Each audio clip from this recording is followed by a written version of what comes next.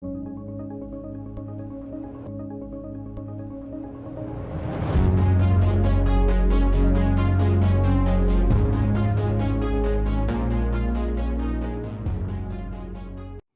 8, the Jets finally got their first win of the season. Congratulations to Aaron Glenn and Justin Fields and everybody. Obviously, the day started out with some really terrible news. The passing of Nick Mangold, 7-time Pro Bowler, Jets Ring of Honor member, and a future Hall of Famer. It was just tough. It wasn't even, 2 weeks ago when you saw the tweet that came out from Nick Mangold's account. I don't know how ill he may have been at that time. In the moment, I'm starting to wonder if it was even him who sent the message out. It's just terrible.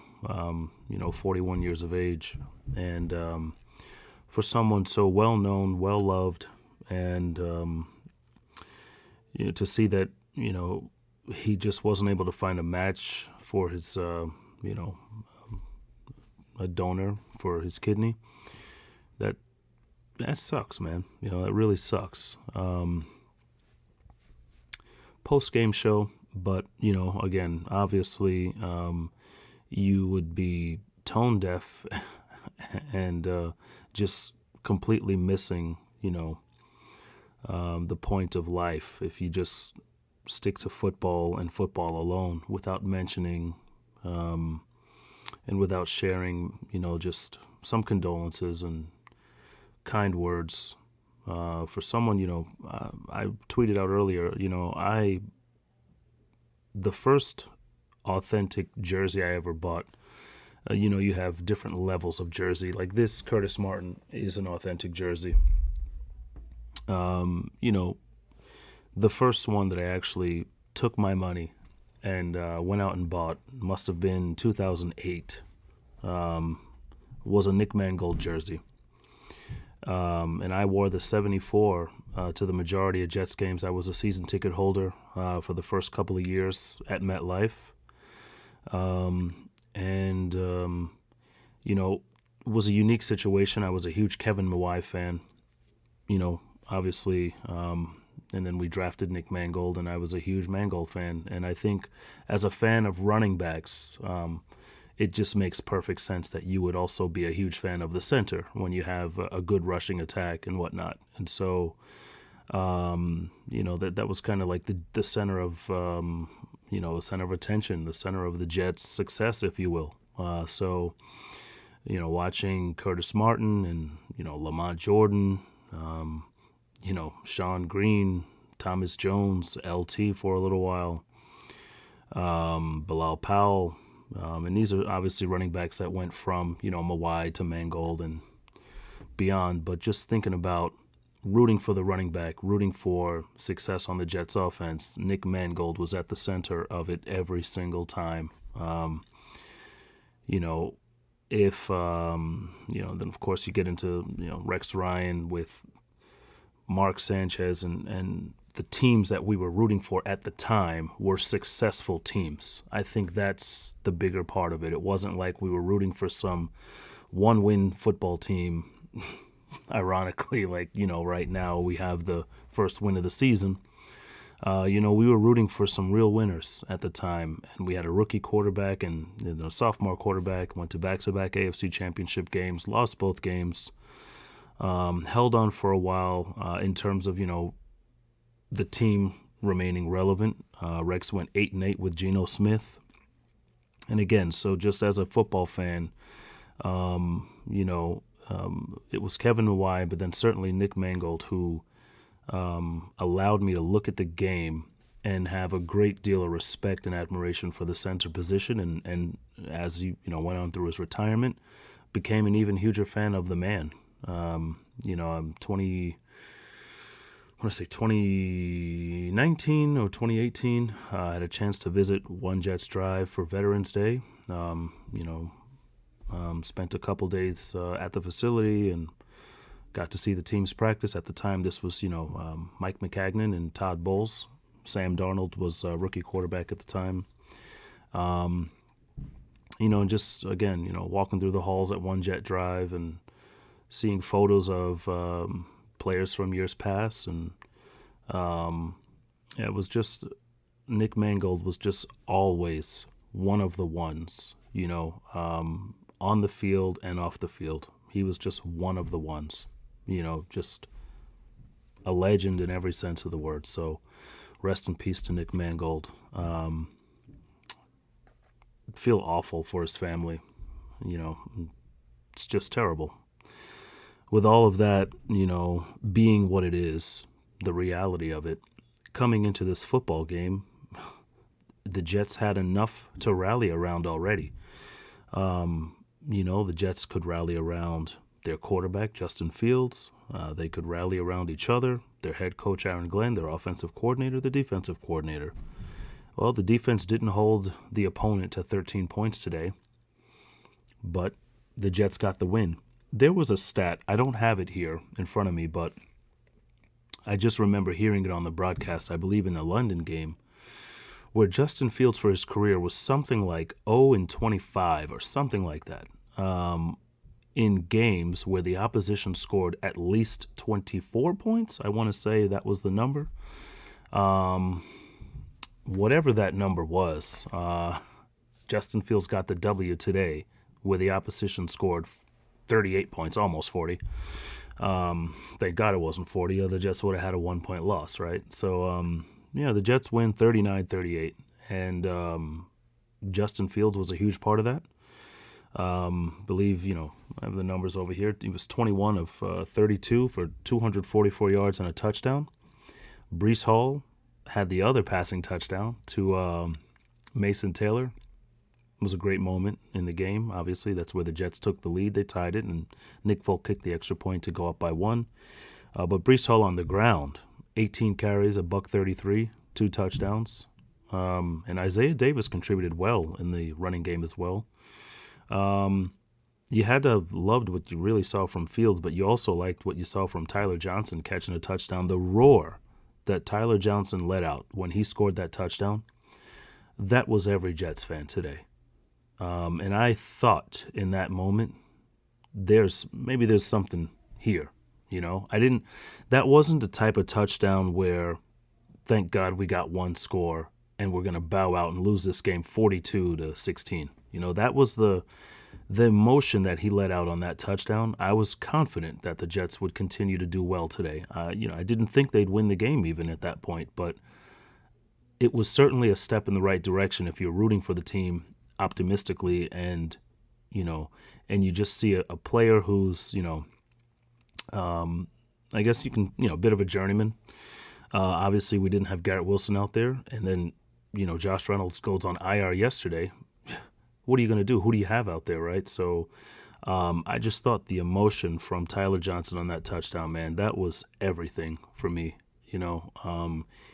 He let out the cry that I think most Jet fans wanted to let out today for one reason or another. And the touchdown couldn't have come at a better time in the game. Justin Fields getting a passing score in the first half, another huge deal. Seeing Aaron Glenn clapping on the sidelines with a smile on his face. I mean, the Jets could have lost this game, and as much as we said that week 1 was the high point, this game would have been the high point. So it's that much sweeter that they came out and got the W. It's again, this is why we root for the team. This is why you stick with your team in the bad times. Wins like this. And now you're going into the bye week, and to be honest, that's the best part about it. Now you have nothing but good stuff to talk about for 2 weeks. I mean, God forbid they had lost this game and it's just doom and gloom. I mean, now you take a lot of positives away from this football game and you got the W. So it's exactly what you thought you had coming in week 1. They didn't finish the deal. It's what you could have had in week 3. They didn't finish the deal. For them to do it today, again, after Woody Johnson's comments, after Aaron Glenn's week with the media, well documented, especially by some very large Jet content creators.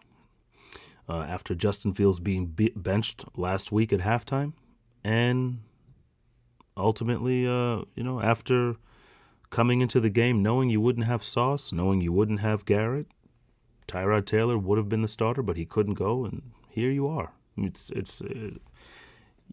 You couldn't have asked for a better day overall if you're a fan of the New York Jets. It was really, really an enjoyable football game, great circumstances all around, back and forth. You came from behind, second largest comeback in Jets history, down 15 points, in the fourth quarter.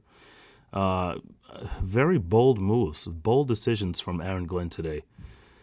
And say what you will, he is not Dan Campbell, but it was very much Dan Campbell-esque to go for two the way that they did, and go for it on fourth down in the first quarter the way that they did. And they didn't even convert that fourth down.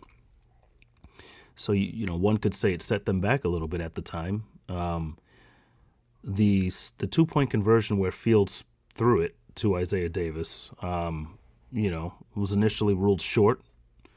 But I thought, man, that catch looks like the ball's over the plane. And if this were in the middle of the field, I'm pretty sure he would have gotten forward progress. So I was very happy to see that they overturned that call.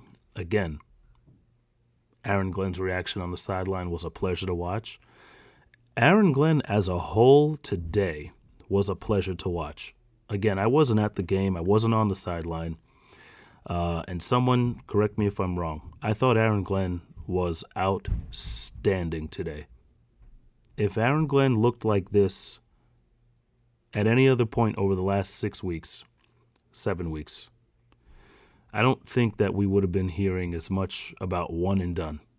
I think today, regardless of the quarterback, regardless of who was on the field, the head coach, the offensive coordinator, the defensive coordinator, and the players who participated were all worthy and professional. Quinnen Williams had a huge offsides penalty at a point in time where you thought it could crush the Jets. The Jets D gave up a huge 3rd and 12 where Flacco got it, picked it up with his legs. That was terrible. Michael Clemens is probably one of the worst in terms of containment on the defensive side, containing the edges. One of the worst. But welcome back Will McDonald with a nice sack. Welcome back Quincy Williams. And yeah, welcome back Jets to the winning column. All things told, man, truly just a whirlwind of emotions today overall. But you can't really talk about the game again, and you can't even feel so great about the win without the other side of it, the human element, thinking about Nick Mangold and his family. And I know, his, I'd like to think at least Nick Mangold would have, wanted the game to continue as it was. And I'm sure his family probably has just the slightest bit of joy somewhere within, knowing the Jets won on such a day. There was a discussion earlier before the game about Olu Fashionu's 74, and the fact that number should just be retired for Nick Mangold. And I tweeted at the time it would be pretty cool if they just took Fashionu's jersey, put it next to Nick Mangold somewhere within the halls at One Jets Drive or MetLife, and and make an enshrinement of it, to commemorate the day. And now it's an even nicer, ending to that story, that the Jets went out there and won a football game on such a day. It's just, it's the best that you can do, obviously. But nothing can, replace the man or, make you feel better about the fact that he's gone. It's truly just a shame. And I don't know what hurts me more. I don't know if it bothers me more that, he was asking for, a donor on Twitter, X, whatever. I don't know if that bothers me. Just the thought that, like I said, previously, a likable, lovable guy. We know countless people need donors. We understand that. Hell, I've known people who've needed donors, and some that got them and some didn't, and so it's something that happens in life. But it is a little bit gut wrenching, just to think that someone with means and popularity and whatnot would still, suffer the same demise or fate ultimately, and not be able to find a resolution. It's a humbling thing to I guess just to understand. But yeah, again, it's all over the place here. We start with Nick Mangold. We run through the football game. A great win for the New York Jets. And I don't mean great, in the sense of the stature in terms of Jets history, but great for today, great for the moment, great for this team, great for right now. I will not sell that short. This was a great win for the Jets. Much needed win for the Jets. And coming out of the bye week now, something to build off. I don't know. Will they go run the table and finish the season 10-7? You know me. I have to always throw something like that in there just because you never know, right? So that concludes this post-game show. Jets win 39 over the Bengals 38. I'm Ben Little, Jets Express, presented by XSU TV.